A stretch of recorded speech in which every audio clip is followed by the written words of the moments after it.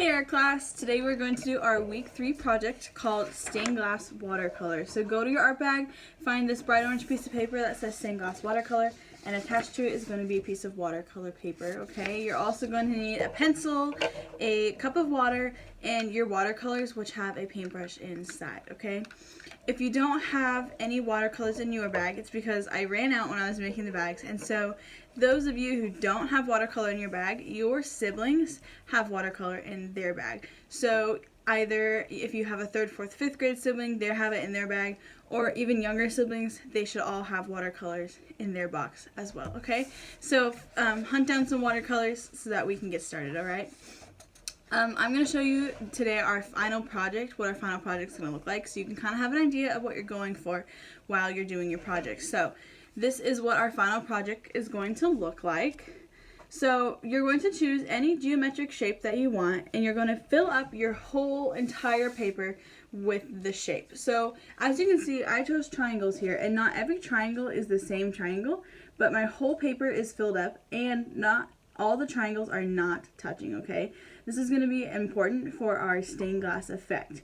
So when you're drawing out your triangles with your pencil, you want to make sure that none of them are touching and that there's little gaps of white in between each shape, okay? So you can choose triangles, rectangles, squares, pentagon, whatever shape that you want.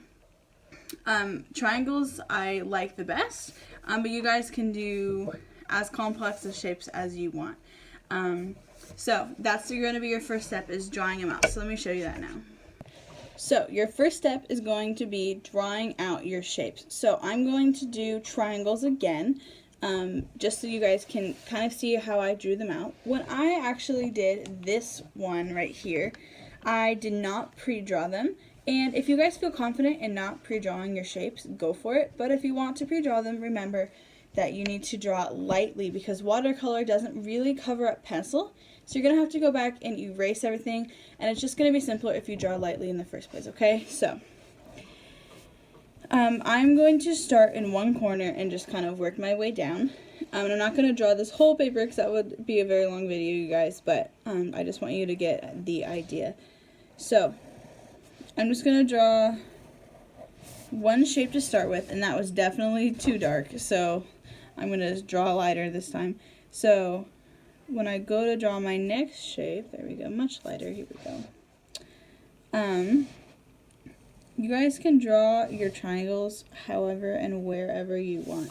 So they do not have to line up, they just have to have a space in between. So your whole paper does have to be filled with your triangles, but they can be whatever kind of triangles you want. So obviously it's a very traditional looking triangle, and then a couple more other triangles that are as traditional.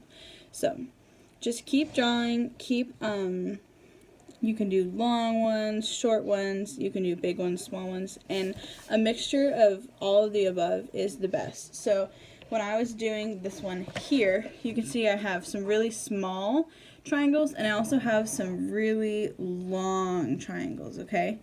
And then I have some different shapes, different shades of colors, lots of different kinds of triangles, but they all don't touch, okay? If they end up touching, because when you're watercoloring, they accidentally touch, like, I don't know if you can see, but right here, my triangles are touching just because I wasn't being as careful as I should have been when I was doing the watercolor part. So continue drawing your shapes, and if this is a good part about pre-drawing, if they touch, you can just erase, right? So you just continue drawing your shapes until you have the, and it's kind of like you're drawing mosaics, okay? So they're all gonna, interlock with each other, but they're all not gonna be the same exact looking shape, okay? So let me do some over here of some rectangles so you guys can kind of see what that would look like. So you would do horizontal rectangles, vertical rectangles. You would kind of play with different lengths, sizes, shapes. and really kind of go and just do whatever you want.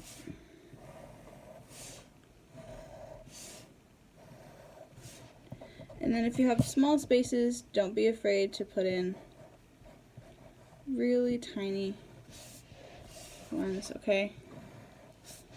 This is going to be another good project for you guys to do while you're listening to music, watching a show or something.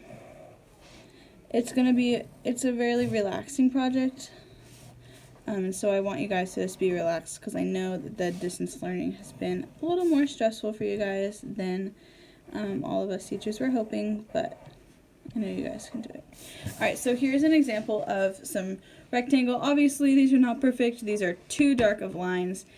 And not all the rectangles are perfectly, like, all the lines aren't perfect. But I was just kind of going fast to show you guys.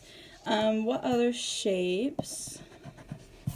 You guys can do squares, but squares are less exciting because there's less shapes you can do with them.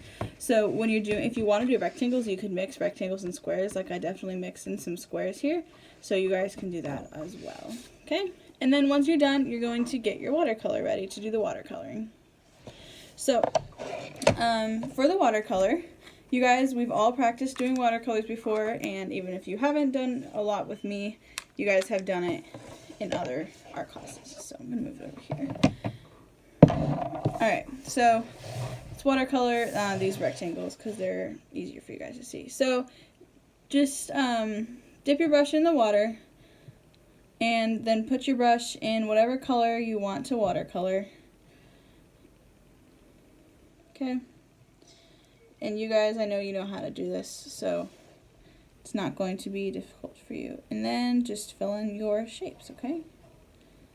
So, of course, when you're doing your shapes, go nice and slow so that nothing is overlapping or touching, and that the whole shape is filled in with the color, okay? When you guys are finished, this is going to look really awesome. Don't forget to send me a picture when you turn it in so I can grade it. And of course, if you want to do more than a one, you're always welcome to do more than one. I did provide you with 2 pieces of watercolor paper so that if you mess up, you can do it again. But if you didn't mess up on the first try, that's awesome. And you can do another one. So you can do another shape, or just play with your watercolors on the other paper. I don't care what you do with the other paper. As long as you do this assignment, your watercolors and the other watercolor paper are yours to do whatever you want to. Alright, and I'm kind of going for a rainbow for this one, but you guys know how to mix colors. So if you wanted to do just like a blue-green theme, you can mix the colors together to get lots of different shades of teals, blues, and greens, okay? And be more careful than I am when I'm watercoloring. Alright, so you guys can go and do this. I know you can. Just take your time on it, and always email me if you have questions. Okay? Alright, so once you're finished watercoloring, when it dries, you guys will erase the pencil lines. So I don't think any of mine are dry enough to erase right now. But when it's all dry, you can go back and erase the pencils, and it should come up okay if you drew really lightly. I do not have confidence that my lines are going to erase because they are so dark. But if you guys draw them a lot more lightly, like some of these triangles over here, they should erase, okay? Alright guys, I know you can go and do this project. Because it is so simple, I am looking for just that much more, not perfection, but detail oriented, okay? Because this is a very simple concept. I'd love to see lines that are a lot cleaner than mine, shapes that you really put a lot of work into, your whole paper covered, not huge gaps in between, okay? I don't want to see like a rectangle and then another rectangle like this. This gap is much too big, okay? Even this gap is a little too big for my liking. So when you look at this example that I had, these gaps are much smaller, and that's what I'm looking for, okay, you guys? This is a simple project, so put a lot more effort and participation and have a good attitude while you're doing it, of course, and that's how you're going to get the 10 points for this project, okay? Of course, I'm going to put pictures of examples down below in our Google Classroom, and if you have questions, I'm always here. We're going to have our 2 Zooms, of course, on Tuesdays and Thursdays again, so you guys can show me your progress, ask questions, we can go over what a stained glass should look like and all that. So guys, I hope that you're having a really good 3rd week of distance learning and that you're not too stressed. I'm praying for you guys, and we love you. Have a good week.